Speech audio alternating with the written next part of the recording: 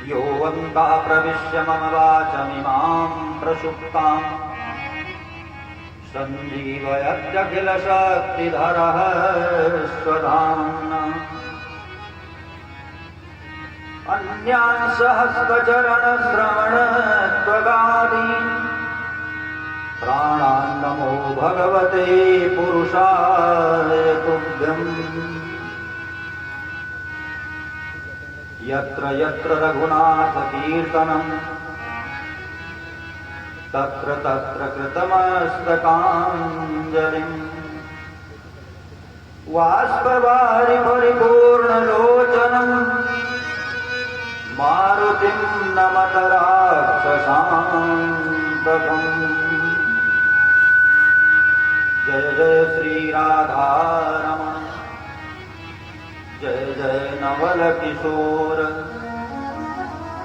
जय गोपीचित चोर प्रभु जय जय माखन चोर। बोलिए श्री वृंदावन बिहारी लाल की जय। श्रीमद्भागवत महापुराण की जय। श्री कृष्ण गोविंद हरे मुरारे श्री कृष्ण गोविंद हरे मुरारे श्री कृष्ण गोविंद हरे मुरारे श्री कृष्ण गोविंद हरे मुरारे हे नाथ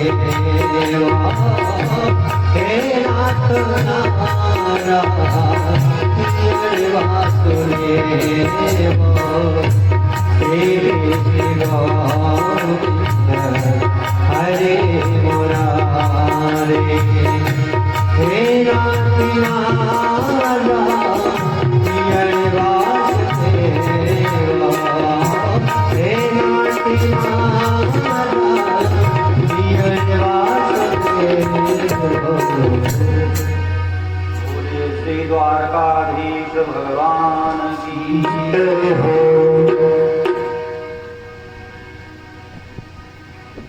परम मंगलमय अकारण करुणावरमालय योगेश्वर मधुसूदन भगवान श्री कृष्ण की प्रत्यक्ष वांगमयी मूर्ति श्रीमद् भागवत जी को सादर नमन। कथा मंडप में उपस्थित भक्तगण तथा ध्वनि विस्तारक यंत्र के माध्यम से दूर दराज तक अपने घरों में इस कथा को श्रवण करने वाले सभी कथा प्रेमी भक्तजनों को, भूदेव ब्राह्मणों को व्यासपीठ से मेरा जय श्री कृष्ण, जय श्री राम। आइए मां गंगा के पावन तट पर चलें।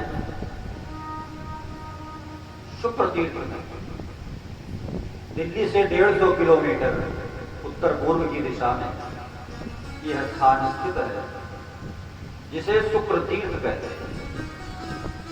कुछ लोग इसको शुक्रताल भी कहते हैं। उसी स्थान पर आज से लगभग 5000 वर्ष पूर्व श्री सुखदेव जी महाराज ने राजा परीक्षित को यह श्रीमद् भागवत की कथा श्रवण कराया। तो आइए हम अपनी यात्रा प्रारंभ करते हैं और गंगा जी के पावन तट पर चलते हैं। बड़ा ही दिव्य मनोरम स्थल है, गंगा जी बह रही है और उसी तट पर वटवृक्ष के नीचे तमाम ऋषि मुनि, संत महात्मा, सांसारी लोग बैठ करके और सुखदेव जी के मुखारविंद से ये कथा श्रवण कर रहे हैं। कथा क्यों सुन रहे हैं? क्योंकि उनसे भूल हो गई, गलती हो गई। गलती क्या हुई कि ऋषि का अपमान किया, भूख प्यास के चलते ऋषि का अपमान किया। अब उसके प्रायश्चित के स्वरूप श्रीमद् भागवत की कथा सुन रहे हैं। देखिए, गलती होना कोई बहुत बड़ी बात नहीं है कि आपने बहुत बड़ी बात कर दिया, गलती कर दिया आपने। मनुष्य से कभी कभी गलती स्वाभाविक रूप से हो ही जाती है।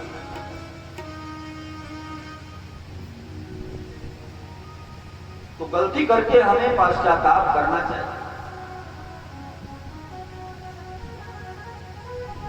और पश्चाताप करने के बाद हमें फिर पुनः ध्यान रखना चाहिए कि वैसी गलती फिर न करें। कि अगर गलती रुलाती है, अगर गलती रुलाती है तो वो राहें भी दिखाती हैं। मनुज गलती का पुतला है जो अक्सर हो ही जाती है। जो ठीक कर ले गलती को उसे इंसान कहते हैं। पराया दर्द जो अपनाए उसे इंसान कहते हैं। तो कहा गलती हो गई तो कोई बड़ी बात तो नहीं, कम से कम उसका प्रायश्चित तो कर लें। उस गलती का उन्हें क्षोभ है, दुख है।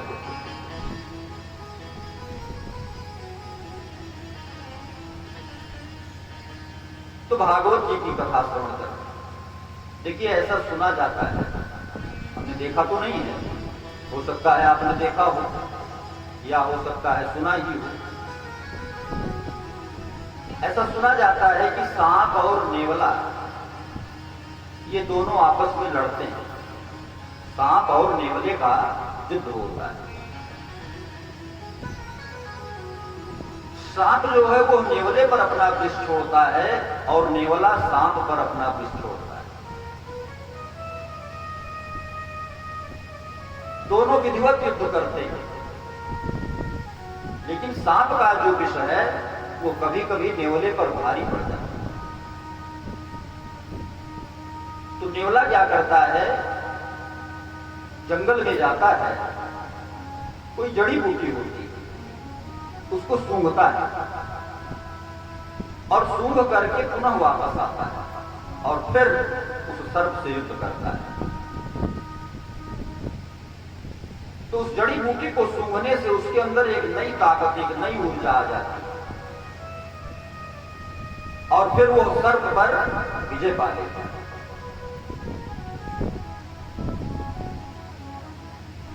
तो कहा कि भैया देखो, संसार भी इसी का नाम है। भागवत जी में संसार को सर्प की संज्ञा दी गई। हाँ, 12वें स्कंद में 13वें अध्याय में 21वें श्लोक में वर्णन आता है कि संसार सर्पदष्टम यो विष्णुरातम अमोमुचत।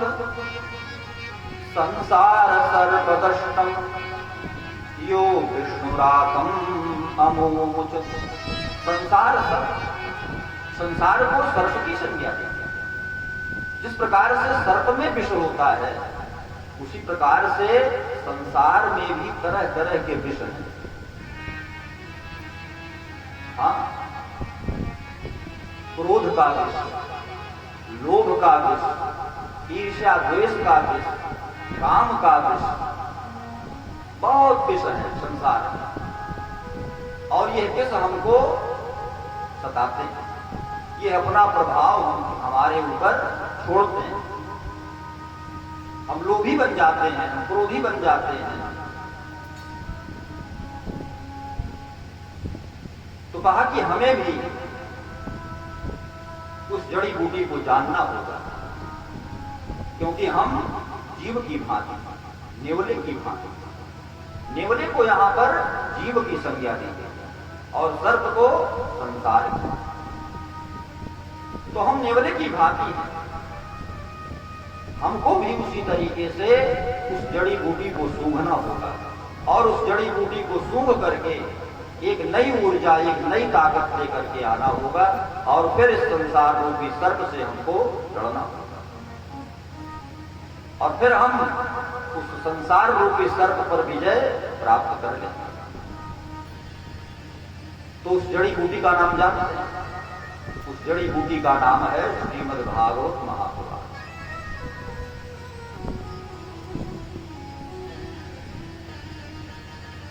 इसे श्रवण करना होगा, इसे हृदयंगम करना होगा, इसे समझना होगा।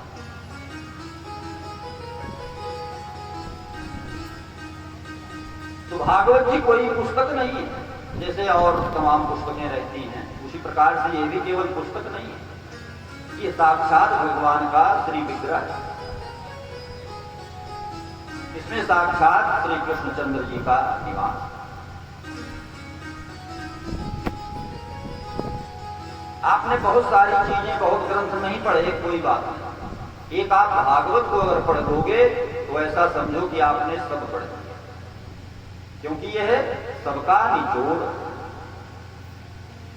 निगम कल्पतरोरगलितं फलम्, निगम कल्पतरोरगलितं फलम्, शुकमुखादमृतद्रव संयुतम्, पिबत भागवतं रसमालयम्, मुहुरहो रसिका भुवि भावुकाः। निगम कल्पतरोरगलितं फलम्, निगम कहते हैं वेद, वेद रूपी कल्प वृक्ष का यह है फल है और कच्चा फल नहीं है। गलितम फलम, गला हुआ, रस से युक्त, कच्चा नहीं, पका हुआ, गला हुआ। और देखिए, हम लोग एक चीज और अनुभव किए होंगे, जैसे आम का फल होता है,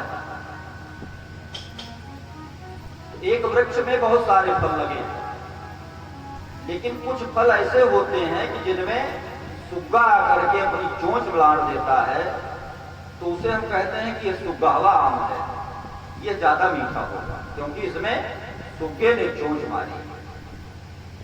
तो इस भागवत रूपी फल में भी सुखदेव जी रूपी सुग्गे की चोंच लगने से इसका महत्व और ही बढ़ गया। सुखमुखादमृतद्रव संयुतम्, सुखदेव जी के मुखारविंद से निकलने के कारण ये कथा जो है वो अमृत स्वरूप हो गई।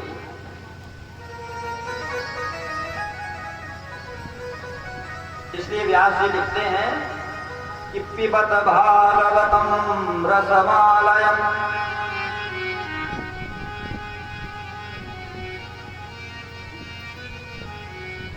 पंडित जी, हाँ, अभी आपने बताया कि भागवत जो है वेद रूपी कल्प वृक्ष का पका हुआ फल है,